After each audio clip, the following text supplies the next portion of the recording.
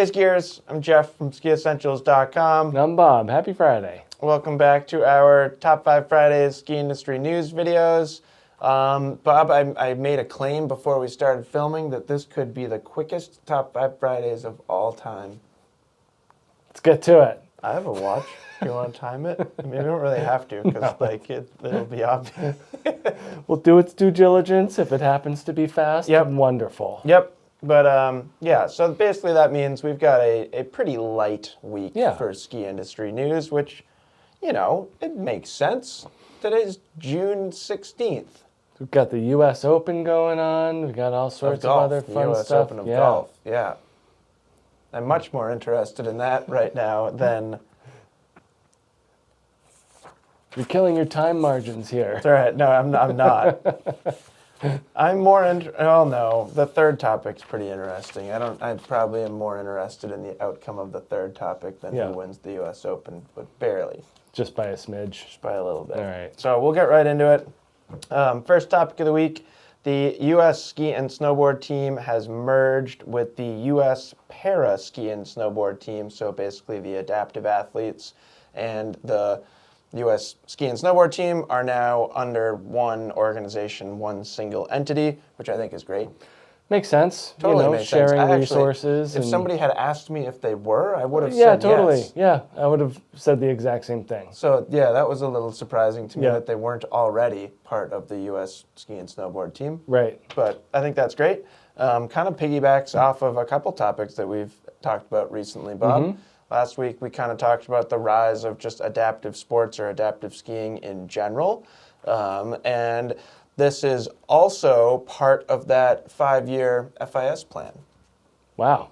Numerous interchangeable topics here. Totally. Yeah. And then I thought, like, you know, what's probably the best part of this, or at least, like, very valuable right in the immediate, is that those adaptive athletes will have immediate access to the 85,000 square foot U.S. ski and snowboard training facility. Again, like I would have thought totally that was already there. Yep, I would have lost that Jeopardy question. Correct. You mean the answer? You would have lost the Jeopardy answer. Your question would have been... My question would have been wrong. Yeah. Yes. Exactly. If someone had said the training facility of the U.S. para ski and snowboard team, I would have said, what is the U.S. ski and snowboard training facility? Yeah. And I would have been wrong. Correct. Except unless it was within the last 3 weeks, and then I would have been correct. Now I'm really hurting the time claim. So yeah, super cool. Really happy to hear that. And if you're interested more, there's a link with way more information. Second topic of the week, Bob. I had never heard of this resort before. I don't think you had either. Nope, looked it up. So we have a little highlight of Anthony Lake's mountain resort through the East Oregonian newspaper, and sort of like a little bit of a case study or a glimpse into what are some strategies or how to potentially run a successful kind of small to mid-sized ski resort. Yeah, I mean, there's tons of huge resorts. Yeah. And tons of small little mom and pop things. Yep. And kind of where they meet in the middle, I think, is where some of these places get lost. Yep. So we basically got a glimpse into their new proposal for some changes or some upgrades to the resort. The reason why we have access to that is because they are operating on national forest land, so they have to submit that proposal on how they plan to use their land. Pretty good system. Yep. So pretty cool. They plan to expand their ski and bike trail system. It's a 900 vertical foot resort, but it is the highest base elevation in all of Oregon. Yeah, it's pretty cool. It's like Eastern Oregon and like kind of, you know, just these mountains that pop up that aren't the huge volcanoes of the western side of the state. I don't know if they're volcanic or not, but just a different, looks like a different topography than what you see in what you would consider Oregon skiing. Correct. They also have some yurts to rent, Interesting. which I thought was cool. Yep. And kind of the general plan is to make it more of a 4-season vacation destination. Yeah. So I thought it was cool. I also kind of joked that, like, hey, yeah, if you want to have a really successful mid-sized ski resort, just have the highest base elevation in Oregon. Yeah. I mean, you could probably find a higher one somewhere. Yeah, and then you'd be really successful. Yep. In theory. Do you think that holds true to Vermont? If you had the highest base elevation, you would automatically be successful? Yes, insofar as that all ski areas in Vermont seem successful. It's a great point. Is Magic Mountain profitable? Didn't they have some issues? Yeah.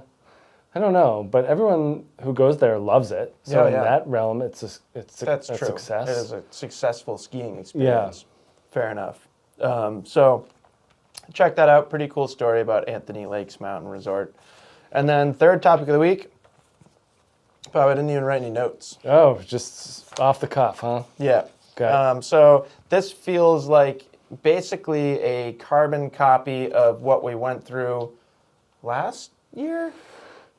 Might be 2 years ago now. Might be 2 years now. Yeah. Anyways, I'm not going to get into any of the history or back end of this scenario because if you care, you probably know the story.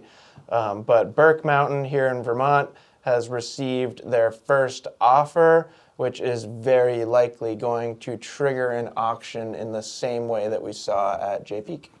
Yeah, and I was surprised when Jay, I think it went for like 75 million or something like that. It was a lot, yeah. Like initial offer was like 50 something, and then it ended up going for 70 something. Which I still think is like a good deal. I think that's more than Vail bought Stowe for.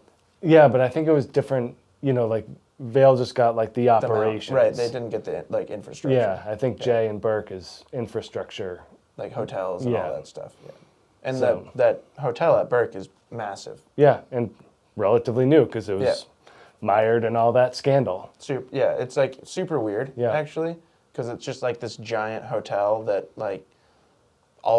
I've been there, I don't know, 20, 25 times since they built that hotel, and I've never seen it busy. Right. Granted, I don't go there in the winter very often, so maybe it's completely different in the winter, but it's like a huge fancy building that in the summer is just like dead. Right. So, kind of weird. Maybe some new ownership will breathe some life into the Four Seasons aspect of it. Yeah, right. Like they'll take that. What a great transition, Bob. Maybe they have some good ideas. Yeah, maybe they're going to read that article. Yep. Huh. I love your profound thoughts, Bob. And then last topic of the week, we have a continuation of the skiracing.com Eileen Shiffrin interview. I don't know, pretty interesting.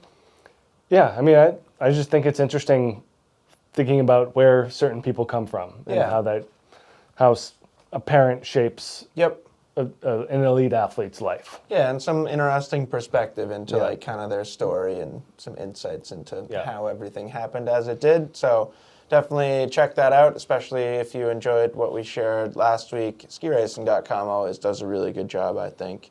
And then we have just 2 edits of the week this week. So first is just under 3 minutes long. It's called Clipped in Revelstoke. And if you're feeling like you want to vicariously ski some powder, go watch that.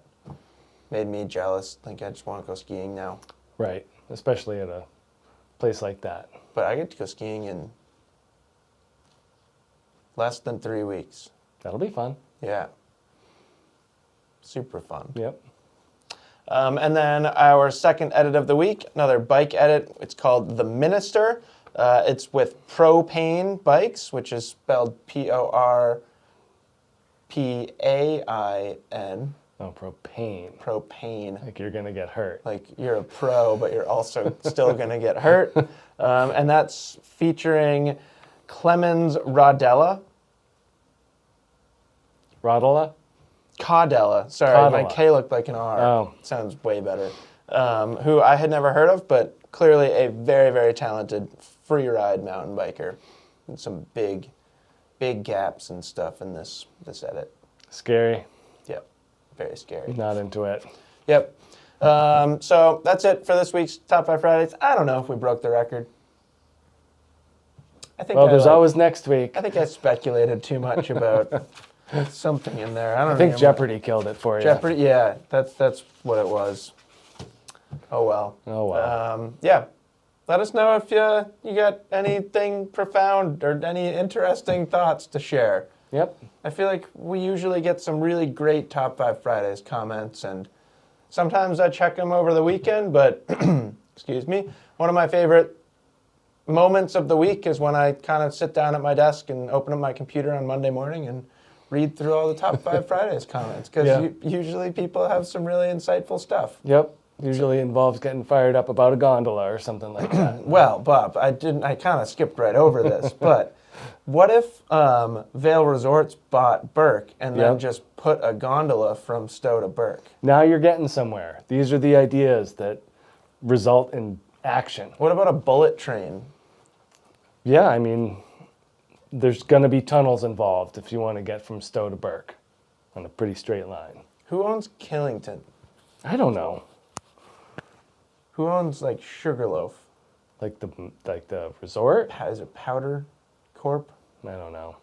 Boyne? Is it Boyne? It probably is Boyne, isn't it? I'm not entirely sure. We need more gondolas and bullet trains. I don't know. I'm just trying to say something controversial. Anyways, I hope you all have a fantastic weekend. I don't actually want a gondola from Stowe to Burke, so please don't quote me and make that some sort of rumor. Yep, new headline. Do you hear what those guys at Ski Essentials want? Oh, no. What have I done? We've done it now. Anyways, hope you all have a fantastic weekend, and we'll talk to you next week. Bye.